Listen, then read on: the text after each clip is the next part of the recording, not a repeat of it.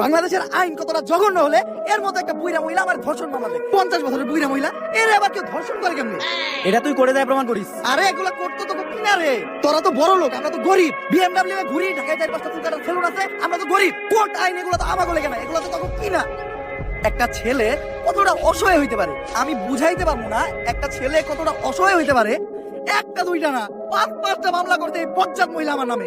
আমার যেমনে খুশি অন্য না চাইতাছে। আমার একটা লাইফ আছে ভাই, আমিও মুভ অন করতে চাই।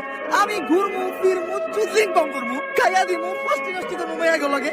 আমার এখন আর জুনা নাইকেল খাইতে ভালো লাগে না, আমি অন কুচি ডাব খামু। তুমি আমার বাসায় আসছো কেন? তুই আমার ফোনে টাকা ট্রান্সফার করলি আমার অজ্ঞান কইরা। বাংলাদেশের ছেলেদের কাশের সাথে আমি পুতলিং কম করতে হলে নিজেকে তুই আমার ফোন থেকে ট্রান্সফার কইরা। বাংলাদেশের কত শত মেয়ের আমি খেয়ে দিতি, ফাস্টি নষ্টি করতি, এগুলার ছবি ভিডিও তুই নিজেকে তোর ফোনে ট্রান্সফার করিস, স্টুপিডের বাচ্চা। হ্যালো, মুমিনুল আসছে আমার বাসায়। ওরা যেই কাজের জন্য আনছে সেই কাজ না করে ও মারামারি করতেছে।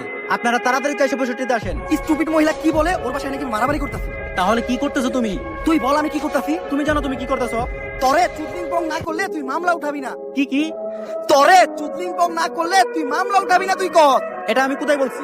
অনলাইনে বলবি নাকি তুই এইটা? বাবা রে কি পরিবার মহিলা রে, ওরে চুদলিং পং করতে দে, আমার জীবনের চুদলিং পং হয়ে গেছে। কেউ আমার এই জায়গা থেকে বাঁচান।